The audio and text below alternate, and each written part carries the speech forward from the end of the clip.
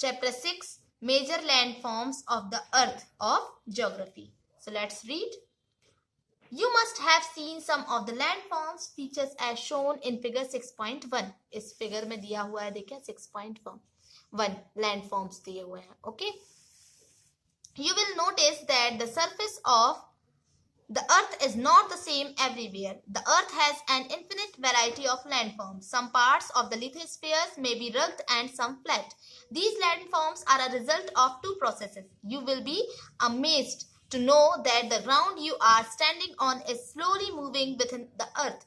A continuous movement is taking place. The first, or the internal process, leads to the upliftment and sinking of the earth's surface at several places. Do you know a hill is a land surface that rises higher than the surrounding area? Generally, a steep hill with an elevation of more than 600 meters is termed as a mountain. Name some mountains with a height of more than 8,000 meters. ये question है कि कुछ landform mountains के नाम बताना है जिनकी height जो है 8,000 मीटर से ज्यादा है. ठीक है. So, major landforms of earth. अर्थ के कुछ मेजर लैंडफॉर्म्स मीन्स होता है स्थल रूप. तो आपने इसमें से कुछ लैंडफॉर्म्स को जरूर देखा होगा जो फिगर 6.1 में यहां दिया हुआ है. देखें, प्लेट्यूज है, प्लेन है ना, डिस्ट्रीब्यूटरी, डेल्टा. इनमें से कुछ कुछ देखे होंगे. Mouth of river, peninsula, mountain range, BECIL, hill, lake, mountains, ये तो देखे होंगे, है ना. कुछ कुछ देखे होंगे, जैसे माउंटेन्स हो गया, हिल्स हो गई, लेक देखी होगी आपने, रिवर देखा होगा. ठीक है.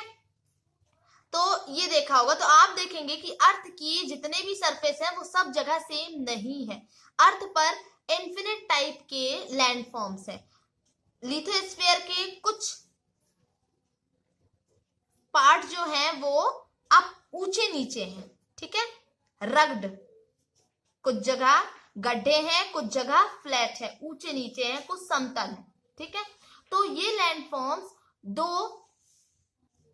टू प्रोसेस के परिणाम एज अ रिजल्ट मतलब बनते हैं. तो आपको ये जानकर सरप्राइज होंगे आप कि जिस ग्राउंड पर आप खड़े हैं उसमें धीरे धीरे मूव कर रहा है. तो अर्थ के अंदर लगातार कंटिन्यू मतलब मूविंग होती रहती है. ठीक है, हो रही है.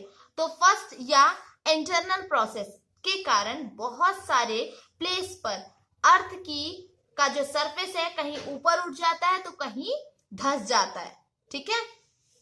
सिंक मीन्स धंस जाना, डूब जाना, है ना. फिर ये क्या दिया है, डू यू नो, क्या आप जानते हैं कि माउंटेन्स, है ना, माउंटेन्स या हिल्स, हिल कहा जाए. ठीक है. हिल वो लैंड सरफेस है ना, जो कि आसपास के लैंड में ऊंची उठी हुई होती है. हिल्स तो ऊंची ही होती हैं. 600 मीटर से ज्यादा ऊंचाई एवं खड़ी ढाल वाली जो हिल होती है उनको माउंटेन कहा जाता है. ठीक है. तो 8,000 मीटर से ऊंचे कुछ माउंटेन्स के नाम आप फाइंड करें. ओके. नाउ सेकेंड और एक्सटर्नल प्रोसेस, है ना. तो इसमें लैंड सरफेस के कंटिन्यू बनने या टूटने की, ये जो है लैंड सरफेस का कंटिन्यू बनने या टूटने की ये प्रक्रिया है, मेथड है. ठीक है. अर्थ की सरफेस के टूटकर घिस जाने को एरोजन कहते हैं, है ना. और एरोजन की क्रिया के द्वारा सरफेस जो है वो नीचा हो जाता है, लोअर हो जाता है ना, हो जाता है. ठीक है. तथा या डिपोजिशन की प्रक्रिया के द्वारा इनका फिर से निर्माण होता है. ठीक है. रिबिल्ट हो जाते हैं ये.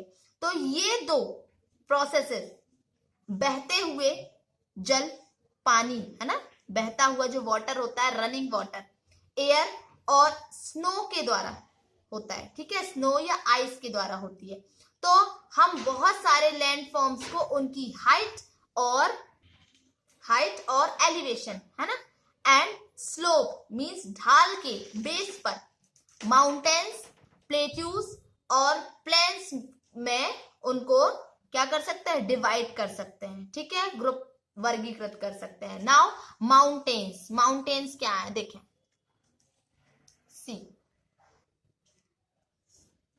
माउंटेन्स जो हैं अर्थ के सरफेस की एक नेचुरल एलिवेशन है, ठीक है, ऊंचाई, एलिवेशन को हम ऊंचाई भी कह सकते हैं, यहाँ एलिवेशन है। तो माउंटेन का समिट, समिट मीन्स है यहाँ शिखर, वो छोटा होता है और जो उसका बेस होता है, आधार, वो चौड़ा होता है, ब्रॉड होता है, ठीक है। तो ये आसपास के एरिया से बहुत ज्यादा हाई होता है। तो कुछ माउंटेन क्लाउड से भी ऊंचे होते हैं। जैसे जैसे आप हाइट पर पहुंचते जाएंगे वहां की जो एयर है वो कूल होती जाती है, ठीक है, वहां का क्लाइमेट जो है वो ठंडा, मतलब क्लाइमेट कूल होता जाता है, ठंडा हो जाता है। तो कुछ माउंटेन्स पर हमेशा जमी रहने वाली आइस है ना, उसकी रिवर्स होती है, ठीक है, उनको हम ग्लेशियर्स कहते हैं, ठीक है। यहाँ कुछ ऐसे भी माउंटेन्स हैं जो सी के अंदर हैं तथा जिन्हें आप नहीं देख सकते हो। तो हार्श क्लाइमेट्स होने के कारण, मीन्स कठोर जलवायु है ना, होने के कारण माउंटेनियर जो एरिया होता है उसमें बहुत कम लोग रहते हैं, है ना, वहां का जो लैंड होता है वो खड़ी ढाल वाला होता है ना, स्लोप वाला होता है, और वहां पर एग्रीकल्चर के लायक भी लैंड की कमी होती है।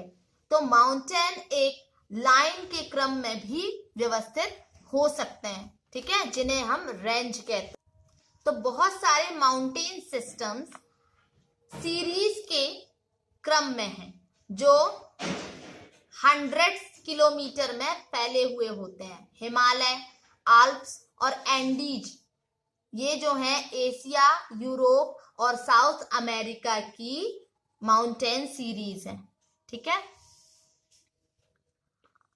तो यहां पर माउंटेन्स की हाइट और शेप में डिफरेंस होता है। तो ऐसे ही माउंटेन्स जो हैं वो 3 टाइप्स के होते हैं। पहला होता है फोल्ड माउंटेन, सेकंड होता है ब्लॉक माउंटेन और थर्ड होता है वॉल्केनिक माउंटेन, ओके। तो हिमालय और एल्प्स है ना, हिमालय और आल्प्स जो हैं वो फोल्ड माउंटेन है, जिनका सरफेस जो है वो रग्ड है ना, उबड़ खाबड़, और उनका पीक मीन्स जो चोटी होती, शिखर होती है ना, वो कॉनिकल है, कोन के शेप का है, ठीक है।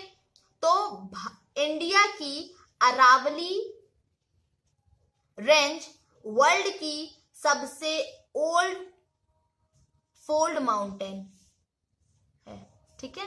The Aravali range in India is one of the oldest fold mountain system in the world, okay. तो एरोजन की वजह से ये जो सिस्टम है,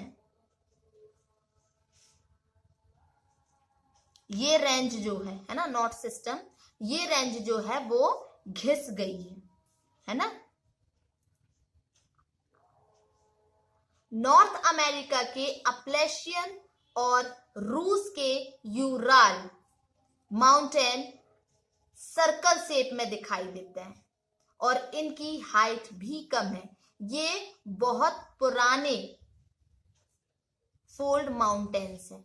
जब बहुत बड़ा पार्ट टूट जाता है, ब्रोक हो जाता है और वर्टिकली डिस्प्लेस हो जाता है, ठीक है, तब वो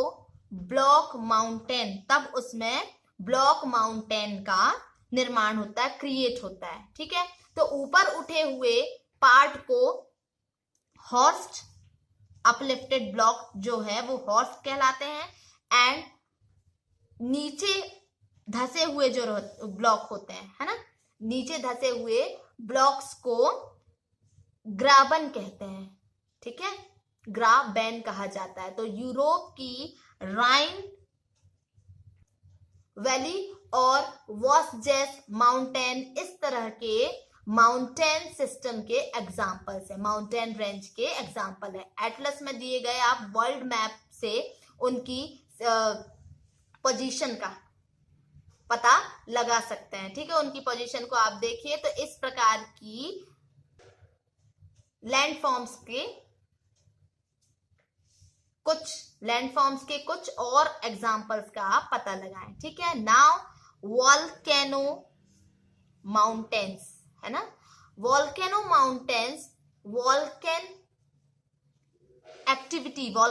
एक्टिविटी के कारण बनते हैं। ठीक है, तो अफ्रीका का माउंट किलिमंजारो और जापान का फ्यूजियामा इस तरह के माउंटेन्स के एग्जांपल्स हैं। तो माउंटेन्स जो है वो बहुत लाभदायक होते हैं, यूजफुल होते हैं। ठीक है, माउंटेन्स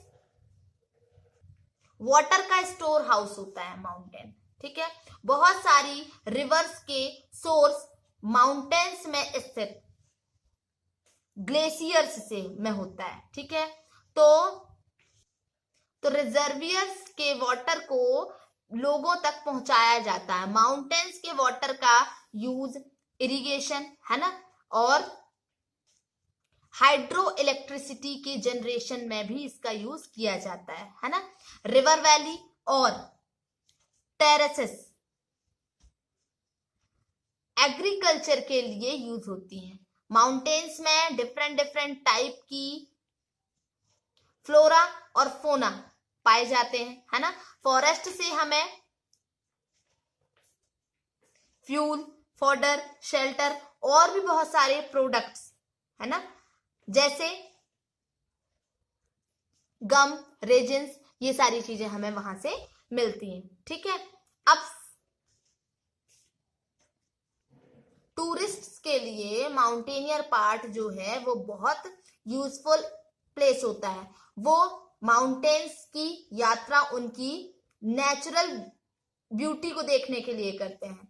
कई प्रकार के गेम्स जैसे paragliding, hang gliding, river rafting, skiing mountains के फेमस गेम्स हैं। ठीक है, तो क्या आप हिमालय में स्थित कुछ ऐसे प्लेसेस के नाम बता सकते हैं जहां ये गेम्स खेले जाते हैं?